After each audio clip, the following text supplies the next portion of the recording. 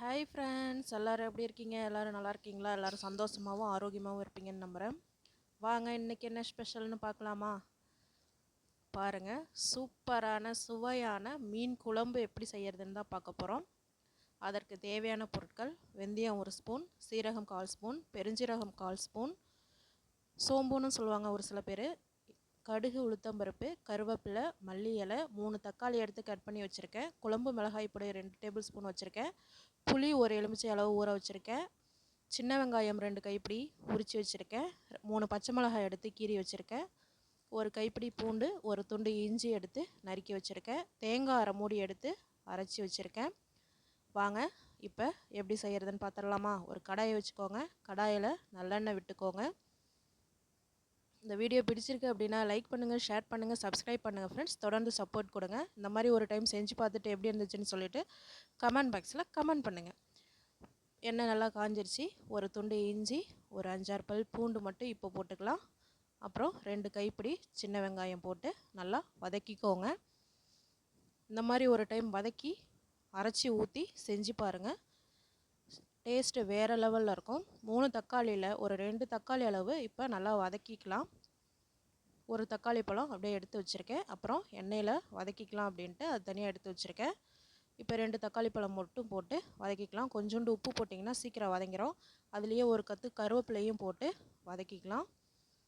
ஃபைனலாக நம்ம எடுத்து வச்ச குழம்பு மிளகாய் பொடி அதையும் போட்டு எண்ணெயிலேயே ஒரு வதக்கிக்கோங்க.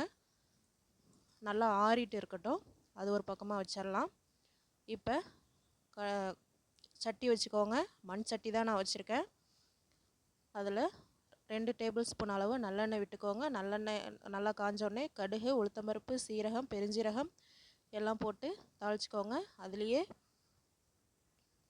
வெந்தயமும் நம்ம தாளிக்க வச்சுருந்த பொருளை அதிலே போட்டுக்கோங்க. அதை எடுக்கிறதுக்கு மறந்துட்டேன், சாரி ஃப்ரெண்ட்ஸ்.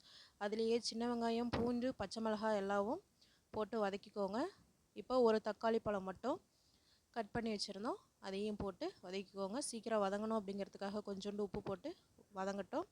இன்னொரு பக்கம் அந்த எடுத்து ஆறின தக்காளி, வெங்காயம், பூண்டு, இஞ்சி எல்லாத்தையும் அரைச்சாச்சு.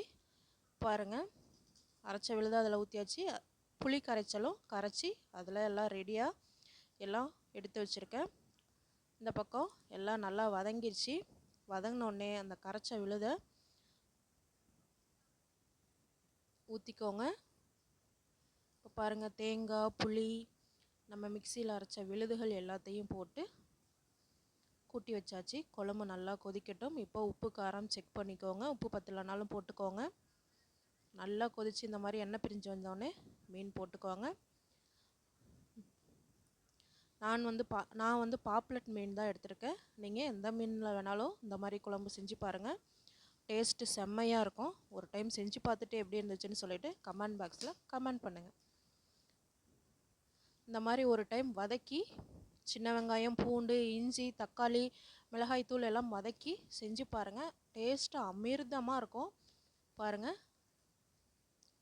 இனிமேல் போட்டு கிளறக்கூடாது.